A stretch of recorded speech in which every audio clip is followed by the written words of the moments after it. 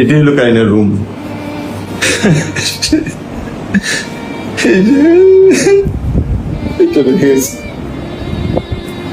ল্যাপটপটাকে ধরো না, আর এটা হলো চুলের টিপ।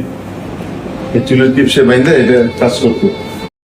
এখনো কারিনা কাইসারের বিছানার উপর ল্যাপটপ পরম যত্নে রাখা আছে। পাশে চুল গোজার ক্লিপ, চশমা আর টেবিলের উপর সাজানো কিছু প্রিয় পুতুল। ঘরের এক কোণে ফ্রেমে বাঁধানো ছবিতে চিরচেনা সেই মিষ্টি হাসি।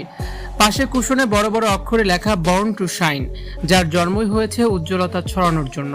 কিন্তু যে মানুষটিকে ঘিরে এই পুরো ঘরের প্রাণ ছিল, তিনি আজ সব মায়া কাটিয়ে চলে গেছেন এক দূর অজানায়।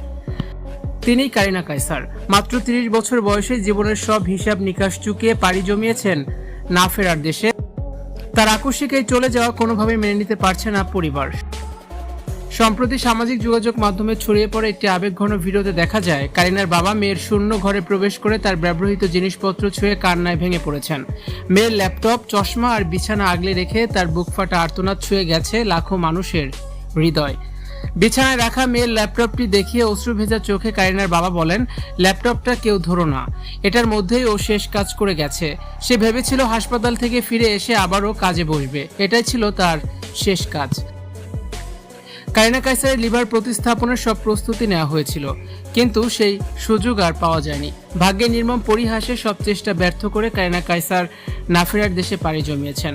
ভবিষ্যৎ নিয়ে কত শত স্বপ্ন বুনেছিলেন এই তরুণী, অথচ এক লহমায় সবকিছু ওলটপালট হয়ে গেল। পুতুল আর ছবির পাশে লেখা বর্ন টু শাইন স্লোগানটির দিকে তাকিয়ে কারিনার বাবা কাঁদতে কাঁদতে বলেন, ওর শাইন করার জন্যই জন্ম হয়েছিল, ও শাইন করেছিল, কিন্তু খুব অল্প সময়ের জন্য। এত অল্প সময় ও আমাদের ছেড়ে চলে গেল।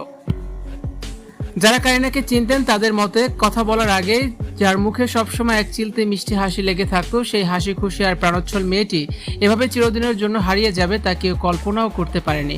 কারিনার এই অকাল প্রস্থান পরিবার ও পরিচিত জনদের মাঝে এক গভীর অপূরণীয় শূন্যতার সৃষ্টি করেছে।